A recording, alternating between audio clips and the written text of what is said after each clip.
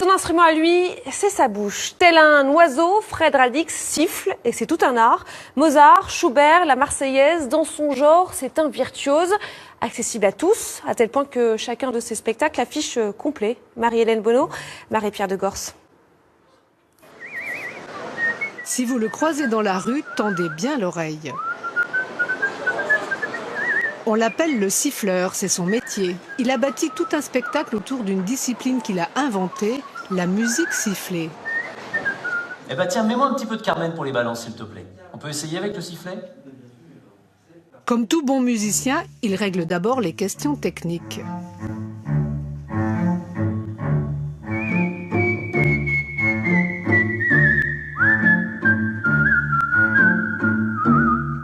Est-ce que tu as senti une différence sur la dernière mesure? Non. Le sifflet, ça n'a l'air de rien, mais à régler pour un sonorisateur, c'est quand même du boulot, parce qu'on sifflote comme ça, mais le passer par des micros tout de suite, c'est assez précis.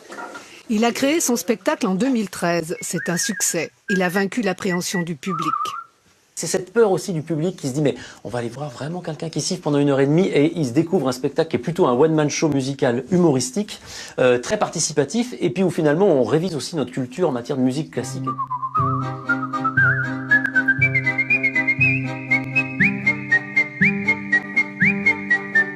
Si je vous dis Schubert, vous me répondez ?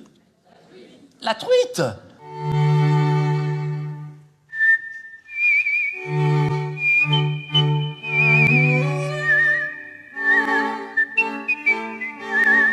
C'est compliqué d'apprendre à siffler parce que ça passe à l'intérieur de la bouche, c'est très intime, hein. C'est vraiment la langue qu'on va recourber pour créer la peau, si je puis dire, pour créer le son. Parce que si on ne fait que souffler entre les lèvres, ça fait... Concentration les altos.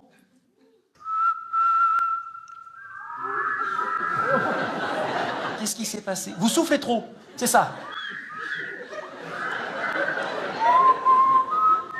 Just singing in the rain.